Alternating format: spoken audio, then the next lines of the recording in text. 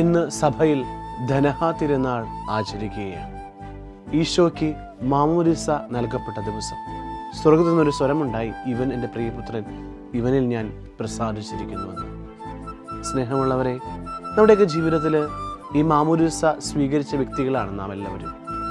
പരിശുദ്ധാത്മാവിനെ സ്വീകരിച്ചവരാണ് സ്ഥൈര്യലേപനം എന്ന കൂദാശയിലൂടെ. ഇതെല്ലാം സ്വീകരിച്ചിട്ടും മാമോദിസ വെള്ളം വീണ സാധാരണ ഒരു ഞായറാഴ്ച ക്രിസ്ത്യാനികൾ മാത്രമാകാറുണ്ട് ചിലപ്പോഴൊക്കെ നമ്മുടെ പ്രവർത്തികൾ കാണുമ്പോൾ. ഞായറാഴ്ച കുർബാനയ്ക്ക് പോകുന്ന ഒരു സാധാരണ ക്രിസ്ത്യാനികൾ മാത്രം. അതിനാണോ ഞാൻ വിളിക്കപ്പെട്ടിരിക്കുന്നത്? അല്ല, ക്രിസ്തുവിനെ കൊടുക്കാനായിട്ടാണ് ഞാൻ വിളിക്കപ്പെട്ടിരിക്കുന്നത്. പശ്ചാത്താപത്തിലേക്ക് കടന്നു വരാനാണ് ഞാൻ വിളിക്കപ്പെട്ടിരിക്കുന്നത്. ഈശോയിൽ നിന്ന് സ്വീകരിച്ച ആ മാമോദിസ മറ്റുള്ളവർക്ക് കൊടുക്കാനായിട്ട്, മറ്റുള്ള ജീവിതത്തിൽ ക്രിസ്തുവായി തീരുവാനായിട്ട് നമുക്ക് സാധിക്കട്ടെ.